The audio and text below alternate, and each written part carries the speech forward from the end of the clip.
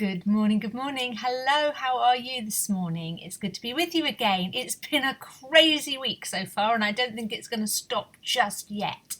Really, really busy. We're recording extra things at the moment so that we've got the Remembrance service going out next week.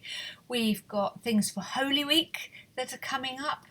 A special liturgy for Palm Sunday. We're doing all sorts of extra things to make this last push through Lent meaningful and as engaging and as close to the in-person experiences as we could possibly make them. And on top of that, we're trying to open the buildings for Easter, and some of those will be open and ready and others are on the way. So there's a rota to be.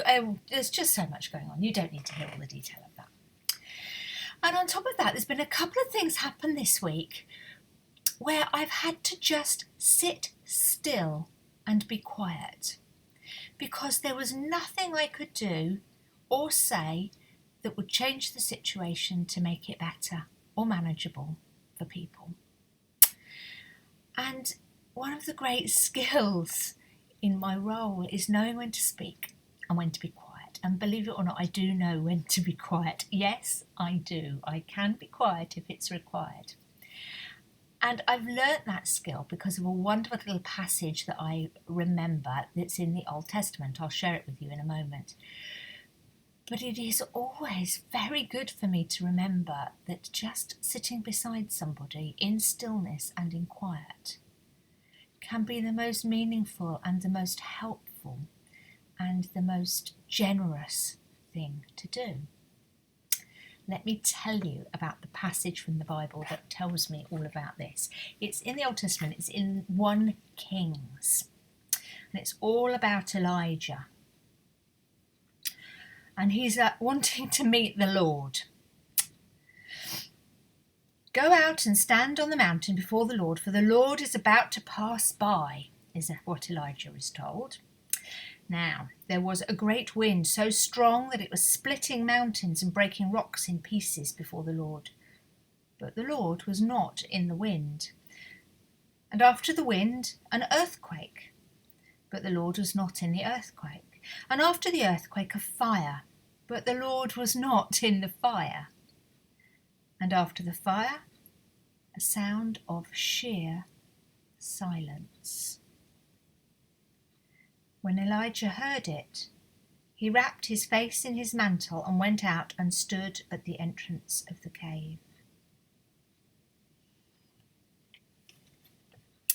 I think that passage is what inspired Dear Lord and Father of Mankind, those last two lines of the last verse. The still small voice of calm. I think it's an incredible passage from the Bible that Elijah is looking for this powerful, immense, enormous God, and he expects him to be in the earthquake, the wind and the fire. And he wasn't. He was in the stillness. And that's why it is a wonderful, incredibly powerful thing to be able to sit with someone else in stillness. Because at that moment you can be sure you are in the presence of God. And that whatever is needed in that stillness, God will provide.